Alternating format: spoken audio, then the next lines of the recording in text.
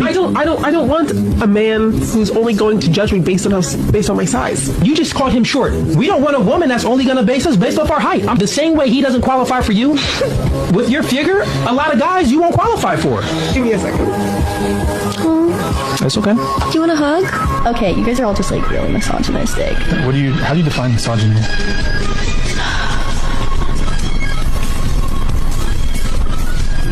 I'm just asking how you define misogyny.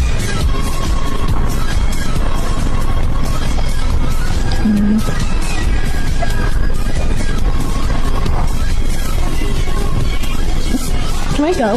The most attractive men you would ever see, I would turn them down immediately over like some like mid white boy. You've just made a categorization. So you said there's beautiful men and there's mid men.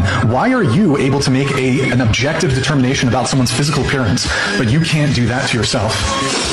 I will always consider myself a 10. I do what I want with the way I look. But how can, if it's... Bro, you can knock down these specifics. You want me to say I'm like a 9? I don't care what you say. I really don't care what you think about how I look. That's fine.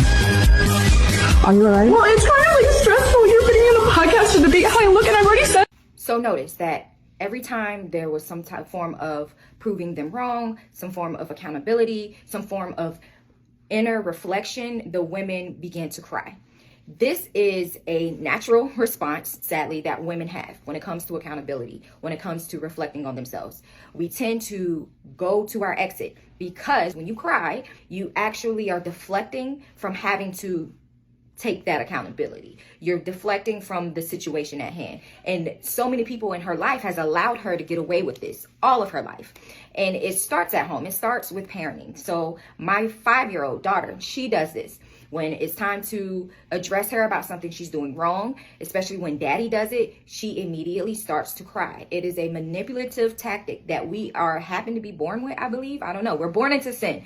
So it has to be trained. So parents, with daughters, make sure that you're training your daughters. If you are training your daughters to be good wives, you want to train them not to manipulate with their emotions, no matter how natural it may come.